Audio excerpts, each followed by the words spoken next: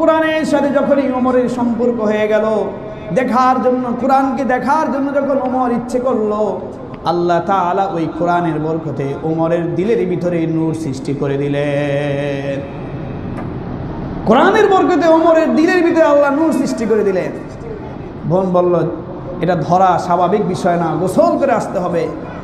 গোসল করে আসলো, কোরআন ধরলো, কোরআন কয়েকটা আয়াত পড়লেন, পড়ার সাথে সাথে দিলের যে অন্ধকার ছিল সেই অন্ধকারগুলো দূর হয়ে গেছে। আল্লাহ তাআলা বলেন, এক আয়াত আল্লাহ বলেন, এই কোরআনের মাধ্যমে আমি মানুষকে অন্ধকার থেকে আলোর দিকে নিয়ে আসি, অন্ধকার থেকে আলোর দিকে বের করে নিয়ে আসি। হযরত ওমর রাদিয়াল্লাহু তাআলা ইসলাম গ্রহণ করলেন, ইসলামের শক্তি বেড়ে গেল। আমার ভাইয়েরা, আজকেও যদি এই মানুষগুলো, দুনিয়ার এই মুসলমানগুলো কোরআনের সাথে সম্পর্ক করে, দৈনিক কোরআন পাঠ করে, কোরআন বুঝে, কোরআন বোঝার চেষ্টা করে, কোরআন পড়ার চেষ্টা করে, আমাদের এই মানুষগুলো একদিন হেদায়েত প্রাপ্ত হয়ে যাবে। আর হেদায়েত প্রাপ্ত যখন হবে, তখনই ইসলামের উপকার শুরু হয়ে যাবে। আজকে আমরা কোরআন থেকে দূরে, কোরআন থেকে আমরা দূরে, এই জন্য আমরা হেদায়েত পাই না। কোরআন থেকে দূরে সরার কারণে আমরা ইসলামের কোনো উপকার করতে পারি না। কোরআনের এই জ্ঞানকে ইহুদি নাসারারা এমনভাবে ষড়যন্ত্র চালিয়েছে, বাচ্চারা সকালবেলা যে কোরআন পড়তো, এই টাইমটাকে অন্য টাইমে ঢুকিয়ে দিয়ে বাচ্চাদের কোরআন পড়াটাকে নষ্ট করে দিয়েছে। আজকে যেই পরিস্থিতি যাচ্ছে, মক্তবে বাচ্চা নাই, এভাবে মসজিদগুলো মক্তব শূন্য হয়ে যাচ্ছে। সামনের ভবিষ্যতে মনে হয় এমন অবস্থা হবে, মানুষগুলো আর কোরআন পড়নেওয়ালা থাকবে না, মানুষগুলো কোরআন পড়নেওয়ালা থাকবে না।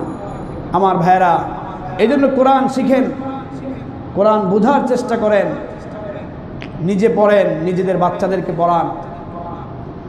আল্লাহ রাসূল সাল্লাল্লাহু আলাইহি ওয়াসাল্লাম বলেন, কুন আলিমান, তুমি যদি পারো নিজে আলেম হও, তুমি না পারলে, তোমার যদি সমর্থ না থাকে বা সম্ভবতা না থাকে, বৃদ্ধ হয়ে গেছি, আমার পক্ষে আর সম্ভব নয়, তাহলে তোমার সন্তানকে আলেম বানাও, নাতিদেরকে আলেম বানাও, অথবা আলেমদের সাথে উঠা বসা করো। ওলা তাকুন খামিসান, 5 নম্বর হয়েও না, আলেম বিদ্বেষী হয়েও না। কোরআন যারা পড়ায়, কোরআন যারা পারে, তাদের সাথে সম্পর্ক করো, তাদের বিরোধিতা করো না।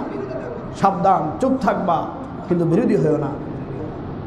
আল্লাহ রাসূল সাল্লাল্লাহু আলাইহি ওয়াসাল্লাম আরেক হাদিসে বলেন, হযরত আনাস রাদিয়াল্লাহু তাআলা থেকে বর্ণিত, আল্লাহ রাসূল বলেন, তারাকতু ফীকুম আমরাইন, আমি রাসূল তোমাদের মাঝে 2টা জিনিসকে রেখে গেলাম। লান তাদিল্লু মা তামাসসাকতুম বিহিমা, যারা এই 2টা জিনিসকে আঁকড়িয়ে ধরবে, তারা কখনোই গোমরাহ হবে না। সুবহানাল্লাহ, তারা কখনোই গোমরাহ হবে না। এক, কিতাব আল্লাহি ওয়া সুন্নাতা রাসূলি, 1 নম্বর হলো আল্লাহর কিতাব কোরআন, 2 নম্বর হলো রাসূলের সুন্নাত। এই কোরআন এবং সুন্নাতকে যদি মানুষ আঁকড়ে ধরতে পারে, কখনো সে পথভ্রষ্ট হবে না।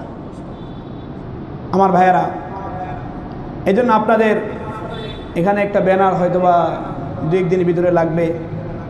একটা সংস্থা আপনাদের বয়স্কদের জন্য কোরআন শেখার সুযোগ করে দিয়েছেন, এবং এই সুযোগের জন্য অত্র এলাকা সহ প্রায় 25টা জেলাতে তারা কাজ করতেছে।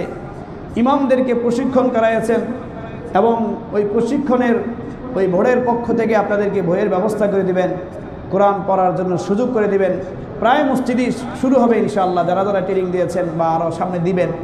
তো এই মসজিদেও ট্রেনিং হয়েছে। এর ফজিলত কি, শিখলে কি লাভ আর না শিখলে কি ক্ষতি, ইনশাআল্লাহ আগামী জুমা আলোচনা করব। এই জন্য আমার ভাইয়েরা, কোরআন শিখার জন্য আমরা আগ্রহ তৈরি করি, আমরা শিখার চেষ্টা করি। বাদ এশা অর্থাৎ